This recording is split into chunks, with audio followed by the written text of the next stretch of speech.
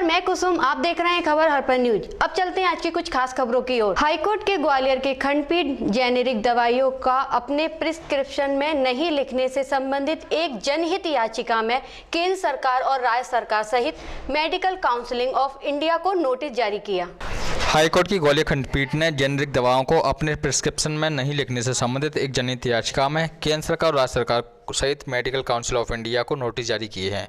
High court ने कहा है कि इस मामले में 4 सप्ताह में सभी पक्षकार अपना जवाब पेश करें।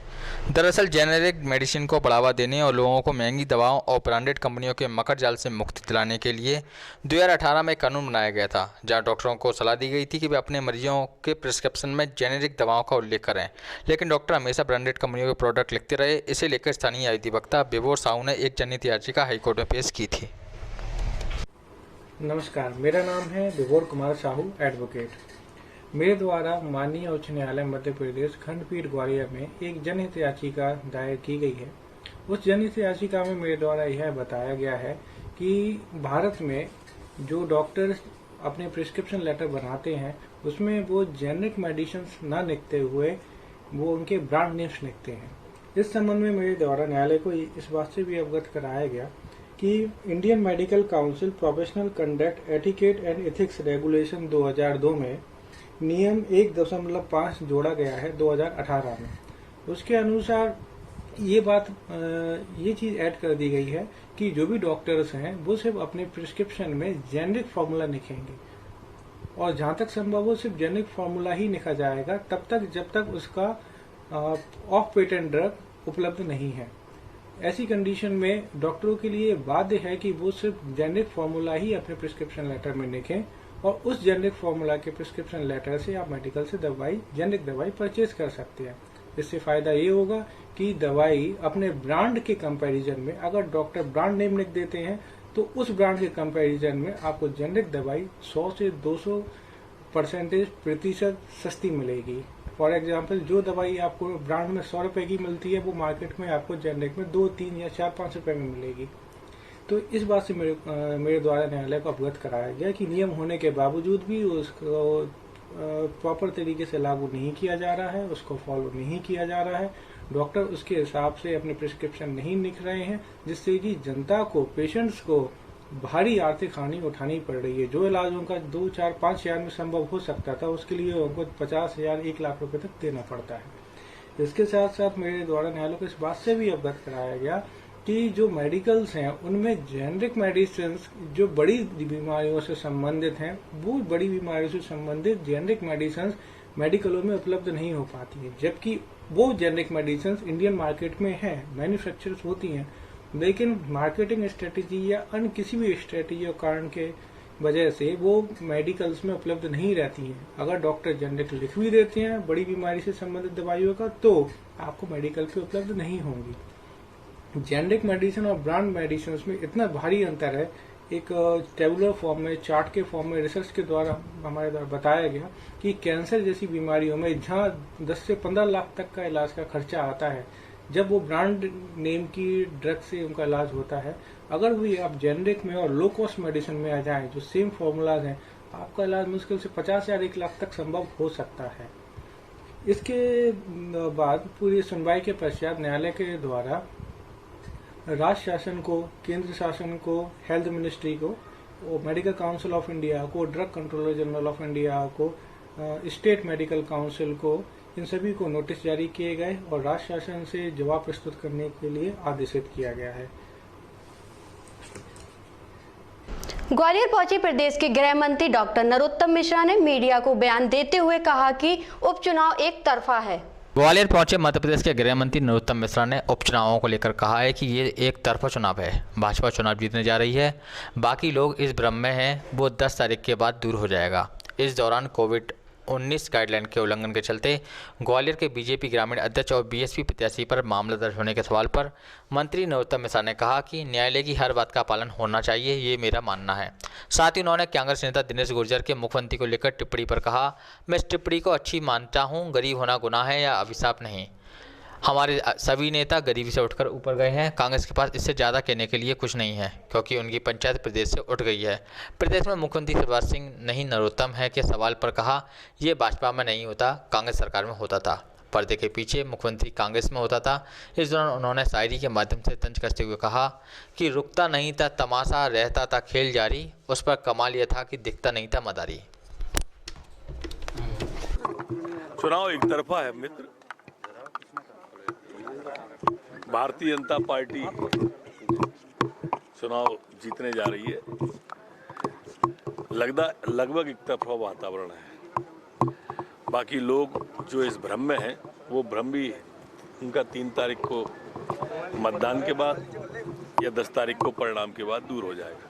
दादा, कोर्ट ने आदेश दिए थे कि जो कोविड गाइडलाइन का पालन नहीं किया उनके खिलाफ मुकदमा कायम हो। आज है ना बीजेपी के ग्रामीण जिलाध्यक्ष के खिलाफ मामला कायम हुआ, एक प्रत्याशी के खिलाफ मामला कायम हुआ है। न्यायालय के हर बात का पालन होना चाहिए, ऐसी मेरी मान्यता है। अक्षर से ये मध्य प्रदेश है, यहाँ कानून का राज है। अगर माननीय उच्च न्यायालय ने कोई आदेश दिया तो पालन होगा। सरकार ने मदरसों को बंद करने का, कौन सी सरकार ने? असम सरकार ने मदरसों में स्कूली पढ़ाई लागू करने का जारी किया है। मदरसों बंद कर रही, सरकारी मदरसों बंद कर रही है। आपका क्या कहना है? क्या मध्य प्रदेश के सवाल समाप्त हो गए क्या? दिनेश गुर्जर ने जो कहा सीएम को लेकर जो टिप्पणी की, उस टिप्पणी के बाद नहीं, मैं तो उस टिप्पणी को अच्छी मानता हूं। मेरी तो मान्यता है कि गरीब होना कोई गुनाह नहीं है, गरीब होना कोई अभिशाप नहीं है, पाप नहीं है। हमारा नेता जितने भी हैं, चाहे माननीय शिवराज सिंह जी हो चाहे प्रधानमंत्री हो, ये सब गरीबी से ही ऊपर गए। और लोकतंत्र में तो जनप्रतिनिधि पेटी से आता है, पेट से तो आता नहीं। लेकिन पीसी शर्मा कह रहे भगवान ऐसा गरीब सबको बनाए। नहीं, पीसी शर्मा जी पे इसके अलावा बचा क्या है? बाकी तो पंचायत उठ ली।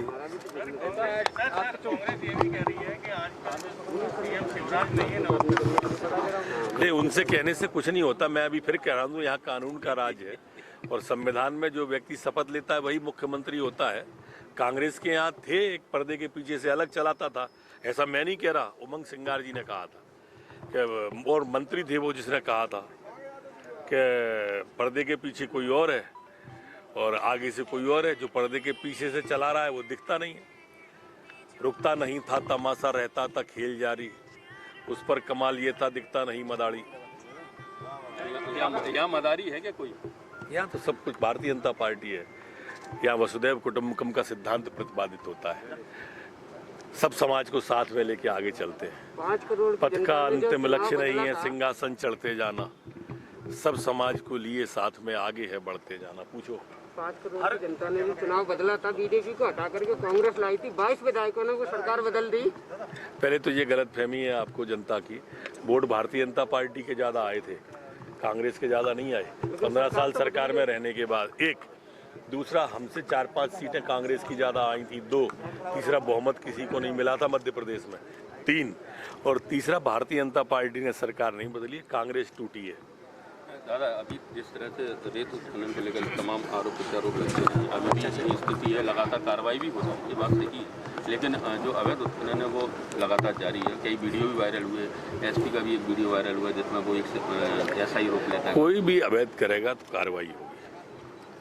वैध को रोकते नहीं है, अवैध को छोड़ते नहीं है। दिग्विजय सिंह ने नरोत्तम मिश्र कार्यकर्ताओं पे की जा रही है। मेरे पे वो बहुत पहले भी आरोप लगाते रहे। देखते रहो दादा, मूविंग। वो मेरे पे पहले भी आरोप लगाते रहे। मैं कभी किसी पे झूठा कराता नहीं। अगर वो कोई झूठी है तो आ जाए, प्रेस में बैठेंगे दोनों भैया, वो अपनी बात रखें, मैं अपनी रख दूंगा। सम्मानित नेता, बड़े नेता है। शराब के नशे में सरेआम राहगीरों से मारपीट करने वाले बदमाशों का पुलिस ने आज जुलूस निकाला। जहां उन्होंने रंगदारी की, वहीं उनकी पुलिस ने सबके सामने हैकड़ी निकाली। वहीं बदमाश पब्लिक के आगे हाथ जोड़ते नजर आए। ग्वालियर के इंद्रगंज थाना क्षेत्र के नदी गेट पर आधा दर्जन बदमाशों ने राहगीरों की मारपीट की थी। इनका सीसीटीवी फुटेज भी आ चुका था। पुलिस ने देर रात आरोपी को गिरफ्तार कर लिया था। आरोपियों ने जिस इलाके में रंगबाजी की थी उसी इलाके में इंद्रगंज थाना पुलिस ने आरोपियों को लेकर पहुंची, जहां उन्हें देखकर लोगों की भीड़ लग गई। पुलिस और पब्लिक के तेवर देख बदमाश हाथ जोड़कर माफ़ी मांगते नजर आए। पुलिस ने भी रस्सी से बांधकर उन्हें भरे बाजार में घुमाकर उनकी हैकड़ी निकाल दी। पुलिस की इस कार्रवाई से बाजार के लोगों ने तारीफ की है। इस मामले में रिंकू, दलवीर, जीतू, विकास को गिरफ्तार किया है। 2 आरोपी अभी पुलिस की गिरफ्त से फरार हैं। इंद्रगंज थाना पुलिस 2 आरोपियों की तलाश में जुट गई है। अच्छा, युवक को कब बचाया था, वो पकड़ा गया है?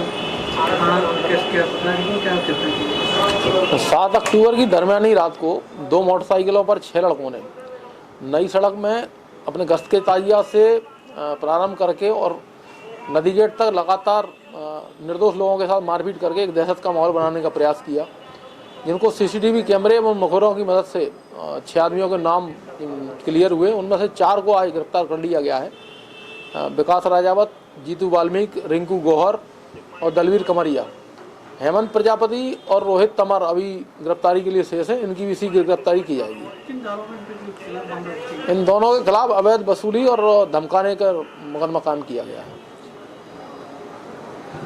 ग्वालियर में बर्थडे पार्टी में चलने का बहाना कर इंजीनियरिंग छात्र को घर से ले जाकर दोस्तों ने उसे मार डाला। 3 दिन बाद उसका शव पिछोर की सिंध नदी में मिला। पुलिस ने उसके दोस्त को राउंड अप किया तो उसने बताया कि सबको सिंध नदी के पुल से फेंकना है बताया है। हत्या का मास्टरमाइंड पुलिस को नदी पर ले गया, जहां उसका शव बरामद किया गया। वहीं हत्या में एक युवक और एक युवती भी शामिल बताई गई है, जिसकी पुलिस जांच में जुट गई है। दरअसल ग्वालियर थाना क्षेत्र के चंद्रनगर में रहने वाले 25 साल के सचिन साक्य को उसके ही दोस्तों ने मार डाला। सचिन RES के रिटायर्ड SDO सीताराम साक्य का बेटा था। हाल ही में सिविल इंजीनियरिंग पास कर नौकरी की तलाश में था। 12 अक्टूबर की शाम करीब 6 बजे बर्थडे पार्टी में सागरताल पर रहने वाला वीरेंद्र परिहार घर आकर उसे ले गया था। दोनों सचिन की ही कार से गए थे। वहीं इस बर्थडे पार्टी में इंद्रनगर निवासी वीरेंद्र शर्मा और नेहा शर्मा भी मौजूद थे। यहां वारदात नेहा की बर्थडे पार्टी में हुई। चारों ने सचिन की कार से कैंसर पार्टी से गए थे। कार में शराब का दौर चला। उसमें सचिन आगे की सीट पर बैठा था। उसने नशे के सुरूर में नेहा पर कमेंट किया। इस पर नेहा सहित तीनों भड़क गए। इन लोगों ने सचिन का गला दबाकर मार डाला। फिर लाश को ठिकाने लगाने के लिए नेट पर नदी को सर्च किया। सबसे नज़दीक में सिंध नदी मिली तो सचिन की कार में उसके सबको पटक कर ले गए और नदी में सबको फेंक कर सिरौल में दोस्त मनीष शर्मा के घर आ गए। सचिन की कार को हुरावली के पास पार्क में छिपा दिया। दोस्तों के घर आने वाली लोकेशन मिलने पर पुलिस ने उसे धर दबोच ली। हत्या खुलासा होने पर आरोपी ने पुलिस को सिंध नदी के पुल पर बीच में ले जाकर बताया कि यहाँ से सचिन के सबको फेंका है, पानी सब में मिल गया है, उसे बाहर निकलवाया गया। फिलहाल पुलिस ने तीनों आरोपियों के खिलाफ हत्या का मामला दर्ज कर वीरेंद्र परिहार को गिरफ्तार कर लिया है और उनके 2 दोस्तों नेहा और वीरेंद्र शर्मा की तलाश में जुट गई है। राहुल साक्य। राहुल जी, कैसे क्या घटना हुई भैया के साथ? 6 तारीख को मैंने उसे फ़ोन लगाया कि दूध लेने शाम को 6 बजे फ़ोन लगाया है 12 तारीख को। तो उसके बाद वो बताता है मैं वीरेंद्र परिहार के साथ दोस्त के साथ पार्टी बनाने जा रहा हूँ। उसके बाद आशंका होती है तो हम मनीष के यहाँ जाते हैं। उसके बाद वीरेंद्र आता है वहाँ पे खून की हालत लथपथ में। उससे पूछता हूँ मेरा भाई कहाँ है, तो घबराते हुए बोलता है कि मुझे नहीं पता, मैं तो मामा के यहाँ झगड़ा हुआ था, मैं छुड़वाने गया था। उसके बाद दूसरे दिन उसी दिन रिपोर्ट करते हैं हम, उसके नाम FIR करवाते हैं। दूसरे दिन पुलिस प्रशासन मेरे साथ रतिया जाती है, वहाँ दौड़ती है। दौड़ने के बाद लिद्वारा घाट पिछोर और इंदरगढ़ के बीच में मेरा भाई, उसकी डेड बॉडी पुल के नीचे पानी में मिली हुई थी, सीधा गिरा हुआ था। उसके बाद वीरेंद्र परिहार को पकड़कर पुलिस वहाँ पर ले गई है ग्वालियर से। वीरेंद्र परिहार से TI साहब ने वीडियो बनाई थी उसकी। उससे पूछा कि इसको कैसे क्या किया है तुमने, तो बोला कि मैंने और वीरेंद्र परिहार ने और वीरेंद्र शर्मा ने और नेहा शर्मा ने तीनों ने मिलकर उसको मारा है, गला घोटकर उसके बाद इसमें फेंक गए हैं। क्यों, कारण क्या था, क्यों मारा लोगों ने? क्या कारण क्या होता, क्यों मारा? कारण उस पर क्या है, एक तो उस पर पैसे थे और एक सोने की चैन थी, गाड़ी थी, वो उसको लूट के ले गए हैं पूरा। उसके पास कुछ नहीं बचा, ना पर्स है उसके पास। एक DSLR कैमरा था, वो भी नहीं है गाड़ी में। हाँ। आपके पिताजी क्या करते थे? मेरे पिताजी SDO से रिटायर्ड हैं। अच्छा। RES विभाग से। तो मतलब कारण यही था कि पैसे से लिए? हाँ। अब मैं माननीय SP जी से और माननीय प्रद्युम्न सिंह तोमर जी से एक ही दरख्वास्त करूँगा कि उन लोगों से कड़ी सजा दी जाए। और SP साहब से एक और दरख्वास्त करूँगा कि उसको संगीन एवं सनसनी अपराध में SP अपने द्वारा केस दर्ज करें। ये क्या पूरा मामला है? ये मृतक सचिन साक्य, वीरेंद्र शर्मा और वीरेंद्र परिहार और एक लड़की है नेहा शर्मा, ये आपस में मित्र थे। नेहा शर्मा की बर्थडे पार्टी के नाम से ये कैंसर पार्टी पे गए थे और वहाँ पे इनमें अचानक विवाद हो गया। विवाद में इसकी गला दबा के हत्या कर दी गई और इसकी डेड बॉडी को सिंध नदी में जाके फेंक दिया है। आरोपी को अरेस्ट कर लिया गया है और मामला पंजीबद्ध है और विवेचना में। कितने लोग फरार हैं, कौन आरोपी का नाम है, इसका क्या करता है? वीरेंद्र परिहार है और ये अभी तो कुछ नहीं कर रहा है, पहले फाइनेंस में काम करता था। और शेष आरोपी अभी 2 फरार है जिनकी तलाश की जा रही है। डबरा विधानसभा सीट से बीजेपी की प्रत्याशी इमरती देवी ने कलेक्टर कार्यालय पहुंचकर अपना नामांकन दाखिल किया। इस दौरान उनके साथ गृह मंत्री नरोत्तम मिश्रा भी मौजूद रहे। ठीक है। नामांकन पत्र दाखिल किया है, क्या कहना है आपका इस बारे में? नहीं, आज मेरे साथ जो मैं नामांकन भरने आई थी ना, यहाँ के हमारे मध्य प्रदेश के गृह मंत्री सम्मानीय नरोत्तम मिश्रा जी थे, ग्वालियर के सांसद भी हमारे साथ थे, हमारे साथ राठौर साहब थे, हमारे ग्रामीण के जिलाध्यक्ष पूर्व विधायक मदन कुशवाहा जी, साकेत बिट्टू, सभी हमारे साथ यहाँ आए थे। और सवेरे मुझे मुख्यमंत्री का भी मैंने आशीर्वाद लिया, श्रीमान ज्योतिरादित्य सिंधिया का भी आशीर्वाद लिया, प्रदेश अध्यक्ष का भी आशीर्वाद मैंने सारे वरिष्ठ नेताओं का आशीर्वाद लिया है, नरेंद्र सिंह तोमर जी को आशीर्वाद लिया है, उनके सबके आशीर्वाद लेकर के मैं अपना फार्म भरने चली थी और मैंने फार्म भरा है। कितना समर्थन मिला रास्ते में और क्या लगता है, क्या मैसेज देना चाहेंगी आप, कांग्रेस को कुछ कहना चाहेंगी? बहुत समर्थन मिला है और कांग्रेस से कहेगी तो जनता कहेगी, 10 तारीख को पता लग जाएगा, हम क्या कह सकते। लेकिन मैं अपनी जीत सुरक्षित मानती हूँ, बिल्कुल मुझे पूरा विश्वास है जनता पर, मैं पूरा विश्वास करती हूँ कि मेरी जनता मुझे कभी पीठ नहीं दे सकती। समधी और समधन के बीच में दूसरा चुनाव है, किस तरह से देखते हैं इस चुनाव को, क्योंकि बड़ा रोचक चुनाव है, ये ऐसा चुनाव है? नहीं, वो तो मेरे साथ पहले भी 2013 में लड़े थे और 35,000 से हारे थे, लेकिन अब को वो लड़ रहे तो वो 80,000 से हार जाएंगे, क्या फर्क पड़ेगा। और मेरी भारतीय जनता पार्टी पूरी मेरे साथ है, पूरा का पूरा दल इमरती देवी के साथ है और पूरे जी जान से मेरे लिए काम कर रहे हैं सब। मैडम 35 करोड़ के आरोप से कैसे लड़ेंगे जो कांग्रेस आप पर ला रही है?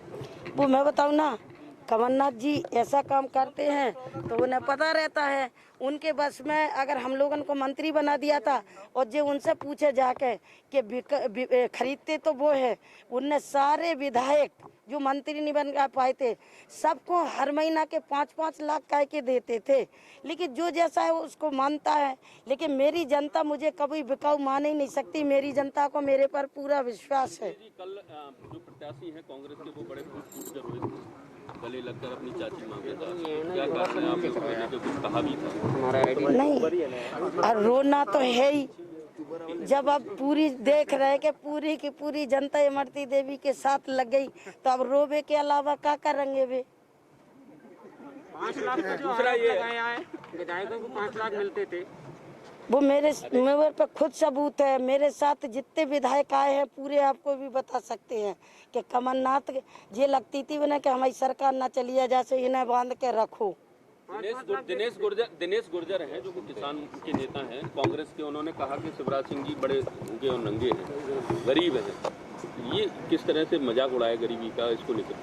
तो जो वो कह रहे बिन्ने अपने आप को देखते हुए उनने अपने जो जिसको मुख्यमंत्री वो मानते थे, पूर्व मुख्यमंत्री कमलनाथ, वो वास्तव में सोने की चम्मच में पैदा हुए थे, व्यापारी हैं, उनको ये शब्द उन्हें अच्छे लगते हैं, लेकिन जो शब्द उन्होंने कहे हैं, हमारे शिवराज सिंह वास्तव में गरीब के बेटे हैं, किसान के बेटे हैं, और हम सब जो उनके साथ लड़ रहे और जो आज की स्थिति में जिसने देखा होगा कि गरीबी क्या होती है, भूखमर क्या होती है, उसको पूरा पता रहता है, तो इसीलिए वो कह रहे हैं। लेकिन हमारे मुख्यमंत्री जनता का विकास करना जानते हैं, किसानों का विकास करना जानते हैं, व्यापारी दुकानदारों का विकास करना जानते हैं, इसलिए जानते हैं कि वो जो कह रहे उनकी बात वो अपने तक सही रखें। वे लखपति हैं तो घर में बैठे, काहे को चुनाव में आ रहे, लेकिन उन्हें सेवा ही करना नहीं आता, जनता की सेवा वो करना नहीं जानते। उनने इतने बड़े बड़े उद्योग और वो देखे हैं, तो जब सेवा, ये किसान का पुत्र है शिवराज सिंह हमारे, वो जनता की सेवा में रहते हैं हमेशा। लेकिन जो इस बार चुनाव हो रहा है इसमें विकास के मुद्दे बहुत कम पीछे चले गए हैं, गद्दार, वफादार, पार्टी बदलो, इस तरह के नारे। और इमरती देवी डबरा की जनता के लिए और मध्य प्रदेश की जनता के लिए पूरी तरीके से वफादार है, पूरी तरीके से। गद्दार है तो कमलनाथ जी है, उनने अपने पार्टी भी नहीं बचा पाई, किस कारण नहीं बचा पाई जो तुम सब जानते हो। मुख्य विकास अधिकारी राजा गणपति RCDO के खिलाफ जनपद के सभी पंचायतों के सचिवों ने मोर्चा खोल दिया है। सभा में मुख्य विकास अधिकारी राजा गणपति RCDO के खिलाफ जनपद के सभी पंचायतों के सचिवों ने मोर्चा खोल दिया है। वे विकास होने के बाद धरने पर ही बैठ गए। लगभग 130 महिला एवं पुरुष सचिव उत्तर प्रदेश संयुक्त कर्मचारी परिषद के प्रदेश अध्यक्ष की अगुवाई में विकास भवन पर धरना देने पहुंचे थे। सचिवों ने मुख्य विकास अधिकारी के ऊपर गाली गलौज करने एवं मानसिक प्रताड़ना का आरोप लगाया है। कर्मचारी संघ ने सीडीओ के खिलाफ कार्रवाई न होने तक जनपद के सभी कार्य ठप करने की चेतावनी दी है और सीडीओ के खिलाफ कार्रवाई की मांग की है। वहीं जब इस मामले में सीडीओ से बात की गई तो सीडीओ राजा गणपति आर ने सभी आरोप को निराधार बताया। सीडीओ ने 3 सचिवों को आवास धांधली एवं अनियमितता के चलते निलंबित किया था।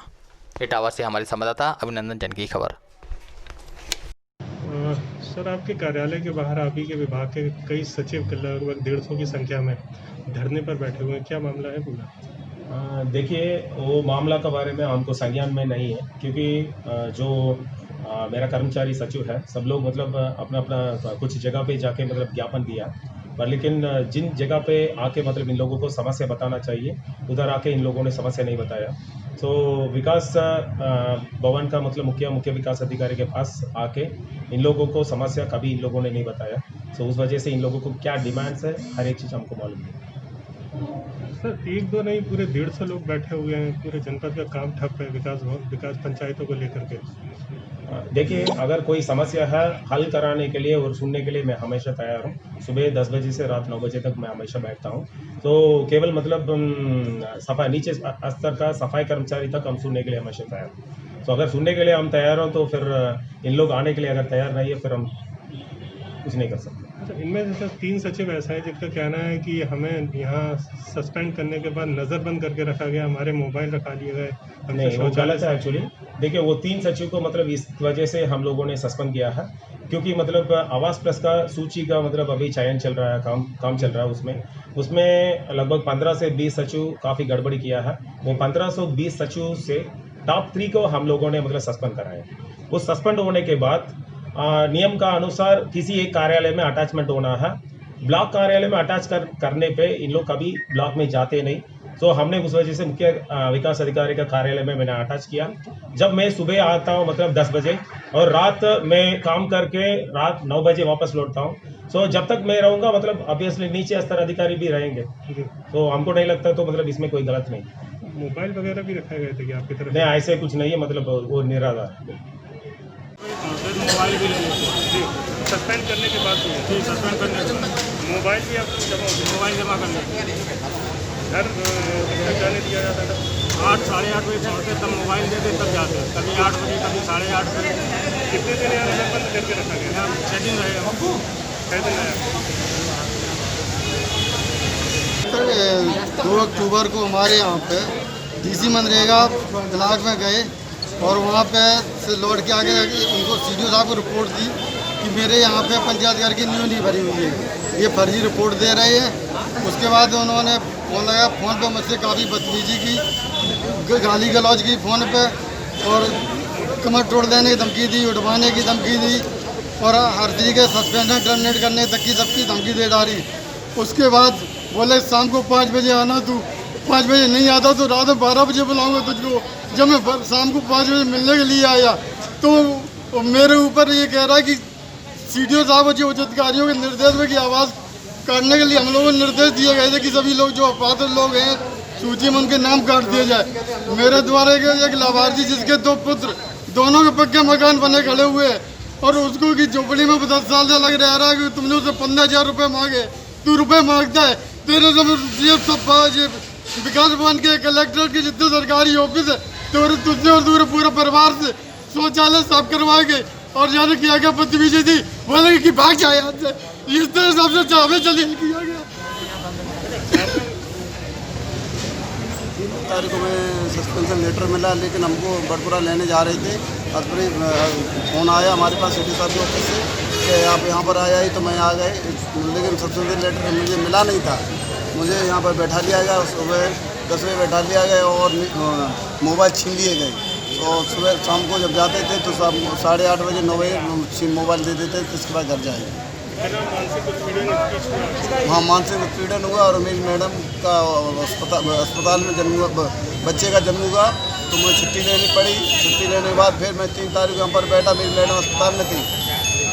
ये मेरे साथ वारदात घटित हुई है। इतना डर आप लोगों को था कि आपने उसके उच्च अधिकारियों से भी DM मैंने हमारे उच्च अधिकारी AD साहब को बताया, मैंने BDO साहब को बताया, CD साहब को बताया, DDO साहब को बताया, लेकिन मिल के हमको रात DM साहब को भी नहीं बताया, मैं सीनियर अधिकारी द्वारा बताया गया है। और बताएं आपको, मैं CD साहब से अस्पताल में गए, वो हमारे आवास पर गए तो 9:30 बजे वहाँ पर गए तो CD साहब मुझे भगा दिए, भाग साल ये हमसे कहा। हाँ, अनिश्चितकालीन हड़ताल जारी रहेगी। हमारे जो सीरियस लोग हैं जब तक अनिश्चितकालीन हड़ताल जारी रहेगी। क्या मांगे क्या है? हमारी मांगे हमारे सीनियर लोग बता सकते हैं। ग्वालियर विधानसभा से भाजपा के प्रत्याशी प्रद्युमन सिंह तोमर ने बौड़ापुर क्षेत्र में जनसंपर्क किया। इस दौरान चंदन पटेल, जितेंद्र राजपूत अपने साथियों के साथ उनका जोरदार स्वागत किया।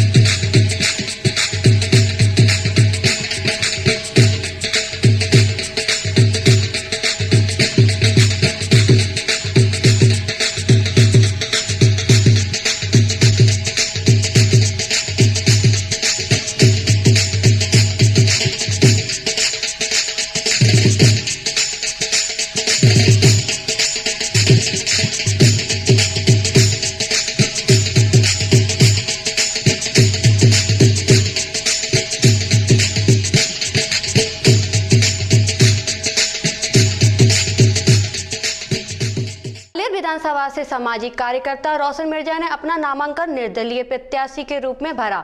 इस दौरान उनका लोगों ने फूलमाला पहनाकर स्वागत भी किया। उनके चुनाव मैदान में आ जाने से अब चुनाव रोचक हो गया है। अंबा विधानसभा से कांग्रेस के प्रत्याशी सत्य प्रकाश सखवार ने गुरुवार को रछेड़, उस्सैद, रुधावली और पिपरैया गांव में जनसंपर्क किया और जनसभाओं को संबोधित करते हुए जनता से कांग्रेस को वोट देने की अपील की। समर्थन दें और जितने भी आपके सब नाते रिश्तेदार मुरैना जिले में, भिंड जिले में जहां भी हैं, उन सब से फोन करके आप अपील करें कि भाई मुझसे गलती हुई हो, मुझे अपना भाई बेटा समझ करके माफ कर देना और 100 तक गिनती और पैरों तक गिनती, इतनी सी मेरी अपेक्षा है। धन्यवाद। जय सिंह जी और सम्माननीय हमारे बिरजू प्रदेश और हमारे सम्मानित जगन्नाथ सिंह जी, सम्माननीय हमारे पटेल साहब, हमारे शर्मा जी और हमारे सम्मानित विवेक सिंह जी और हमारे पार्टी के सभी छोटे बड़े सम्मानित सुधाकर जी, सभी छोटे बड़े सम्मानित हमारे दद्दू देवेंद्र सिंह जी, सभी आता है वही लेके आता है कि नहीं, जो मान्य होते हम जिसके, तो साफा भी वो सबको मान्य के रूप में देखते हुए उसने 10-12 हजार कार्यों में साफा बांधे हैं। तो मैं आप सबसे अनुरोध करता हूं कि वो आपको मान्य जैसी स्थिति में आपका सम्मान करते हैं, इसीलिए आप उनका चयन करें। हम सब आपके साथ हैं और जहां कहीं उनसे कमी होगी तो ऐसा नहीं सत्यप्रकाश जी का हम ये भी समर्थन कर दें। उदय हमारे सिंह जितने भी लोग हैं, दलवीर सिंह जी हैं, शिवाकर सिंह जी हैं, दलवीर सिंह जी, आदरणीय यहाँ पे उपस्थित निजाम खान साहब सरपंच, कृष्णवीर सिंह जी मंडल अध्यक्ष, कपूर सिंह तोमर जी सेक्टर अध्यक्ष, आदरणीय आए हैं, आपको ताकत देने आए हैं। ये चुनाव क्यों हो रहा है, ये सब हम सब लोग जान रहे हैं कि ये चुनाव क्यों हो रहा है। ये चुनाव इसलिए हो रहा है क्योंकि आपने जिस विधायक को अपने वोट से जिताया था, उसने आपके मान सम्मान, आपके वोट का सौदा करके मध्य प्रदेश की अच्छी खासी कांग्रेस की कमलनाथ जी की सरकार को गिराने का काम किया है और जाके भारतीय जनता पार्टी की गोदी में बैठ गए और चंबल के माथे में उस एक गांव के माथे में अम्बा पोरसा के एक गांव और एक युवा के माथे में गद्दारी का कलंक लगाने का काम आपके उस विधायक ने किया। ये चुनाव कोई आम चुनाव नहीं है। ये चुनाव किसी विधायक को बनाने या बिगाड़ने का चुनाव नहीं है। ये चुनाव तो यहां के माथे पे जो एक आदमी की वजह से जो कलंक लगा है, जो गद्दारी का कलंक लगा है, उस कलंक को धोने का चुनाव है। परम आदरणीय रजनीश सिंह जी, ब्लॉक के अध्यक्ष दलबीर सिंह जी, हमारे सभी कांग्रेस के जिला और ब्लॉक के पदाधिकारी, किसान कांग्रेस, यूथ कांग्रेस, सेवा दल के अध्यक्ष, जिला जनपद के सभी सदस्य, हमारे पार्षदगण, हमारे बुजुर्ग, अभिभावक, हमारे युवा साथी, आज हम लोग आदरणीय रजनीश भैया और हम ये 800 किलोमीटर और हम 400 किलोमीटर चित्रकूट से यहाँ आपके बीच में हैं। 500 मजमुआ पहुंच गया आप असल में, इसलिए थोड़ा बढ़ गया रिश्तेदारी में समझाने में।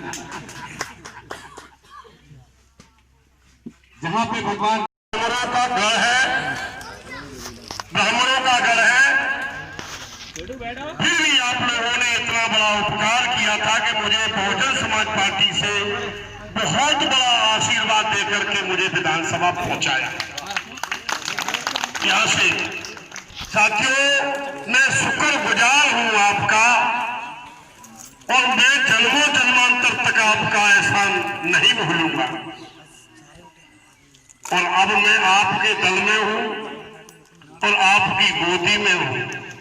करता हूं कि हे मेरे परमात्मा परवरदिगार, मुझे इस लायक बनाए रखना कि आपके बीच में, आपकी चरणों की सेवा करने के लिए मुझे आपके बीच में बना रहा।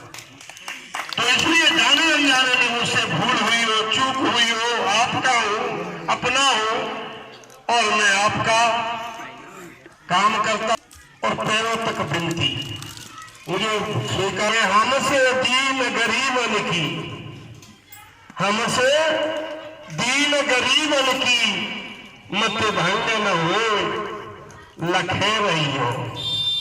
और हमें तो छर छंद भरे, हमें तो छर छंद भरे, तो बसाय रसूल बने।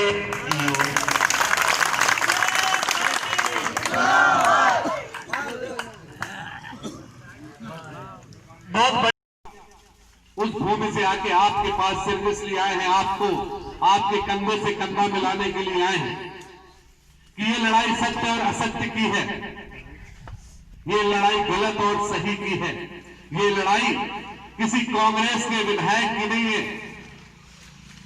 हमारे बीच में हमारे जो प्रत्याशी सत्य प्रकाश की ये लड़ाई नहीं है, ये लड़ाई चंबल के माथे में जो कलंक लगा है, उस कलंक को धोने की लड़ाई है।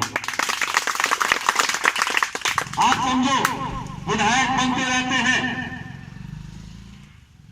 और हर 5 साल में एक नया विधायक बनता है, लेकिन यहां बीच में ही हमको दूसरा विधायक का चुनाव फिर से देखना पड़ रहा है। ये कोई सामान्य चुनाव नहीं है। मैंने भी एक उपचुनाव लड़ा था, मेरे पिता तुल्य आदरणीय प्रेम सिंह जी के निधन के बाद एक उपचुनाव हुआ था 2017 में। उस उपचुनाव में पूरी मध्य प्रदेश की भारतीय जनता पार्टी की सरकार और उत्तर प्रदेश की पूरी भारतीय जनता पार्टी की सरकार मुस्तैदी से लड़ी थी, लेकिन अजय सिंह राहुल भैया वहां के प्रभारी और हम लोगों ने मिलकर शिवराज सिंह को मुंह की खाने करवा दी थी। लेकिन यहाँ का उपचुनाव इसलिए नहीं हो रहा है, यहाँ का उपचुनाव इसलिए हो रहा है कि जिसको आपने यहाँ से जिता के भोपाल में भिजवाया था, उसने आपके स्वाभिमान को, आपके वोट को बेच के जो भारतीय जनता पार्टी की गोदी में जाके बैठ गया है। कांग्रेस ने तो वोट के साथ सरकार बनाई थी, लेकिन भाजपा ने नोट के साथ सरकार बना ली। एक ऐसी कमलनाथ जी हमारे नेता, सर्वमान्य नेता हमारे कमलनाथ जी, एक ऐसी सरकार मुख्यमंत्री थे जिन्होंने किसान का 27 लाख किसान का कर्जा माफ करने का काम किया और 11,000 करोड़ रुपए मध्य प्रदेश का किसान का कर्जा माफ किया। मेरा सवाल भारतीय जनता पार्टी के नेताओं से है कि 15 साल के इतिहास में आपने किसी एक आदमी का 1 रुपए अगर कर्जा माफ किया हो तो हम लोग राजनीति बंद कर देंगे, अगर आप ये बता दो। क्योंकि आपकी राजनीति किसान के हित की राजनीति नहीं है, आपकी राजनीति युवाओं को रोजगार देने की राजनीति नहीं है। आपके लिए गाय सिर्फ माता चुनाव में होती है, उसके बाद रोड में मरने के लिए और किसान की फसल खाने के लिए आप उसको डर कर भटकने के लिए छोड़ देते हो। लेकिन हमारे मुख्यमंत्री कमलनाथ जी ने किस गौशाला बनाने का जो ऐतिहासिक काम किया, हिंदू धर्म सनातन धर्म की परंपरा को निर्वाह करने का जो काम किया, और पूरे मध्य प्रदेश में गौशालाओं का निर्माण हमारे मुख्यमंत्री कमलनाथ जी ने किया। हमारे बुजुर्ग जो अपने स्वाभिमान से जीवन यापन करते थे, उनको 250 पेंशन से बढ़ा के 600 रुपए काम 600 रुपए और आने वाले समय में 1000 रुपए देने का काम कमलनाथ जी की सरकार कर रही थी। जो बिल इतना ज्यादा आता था, घरों में लाइट और खंभे वाली सड़क स्थित सत्यनारायण की टेकरी पर दिगंबर जैन श्री बाहुबली मंगल तीर्थ धाम पर मुनि श्री वीर सागर महाराज के आशीर्वाद से 18 सितंबर से 17 अक्टूबर तक विश्व शांति मंडल विधान एवं संकट मोचक शांति विधान का आयोजन किया जा रहा है।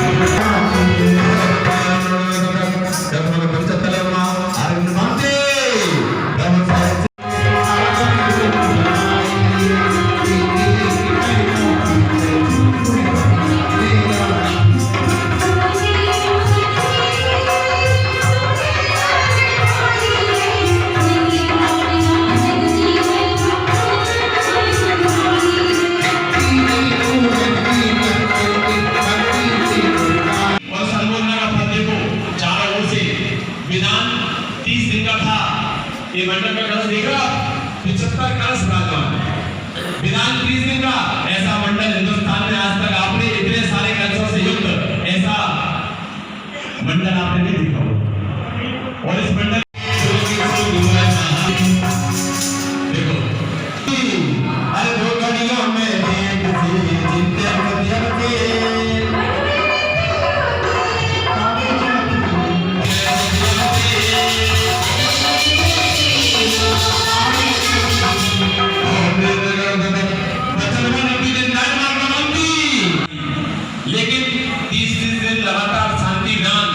ये हिंदुस्तान नहीं पूरे वर्ल्ड में पहली बार सुनने को मिला। 48 दिन का भट्टा पर नाम तो सुनने को मिला, कराया भी हमने 48 दिन विधान मुरादनगर में, लेकिन 30 दिन लगातार ये शांति विधान कंटिन्यू और पूरे भक्ति भावना के साथ ये पहली बार। और आप देखो ऐसे कोरोना काल में दुनिया के लोग चारों ओर